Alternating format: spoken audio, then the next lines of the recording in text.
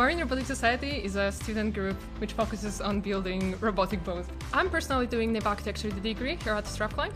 Participating in Marine Robotics Society helped me develop some other skills and actually apply the knowledge I'm learning on the course to an actual boat, which is sailing in waters. It's always good to also learn some new skills such as programming, electrical work, networking, and team management, all of that.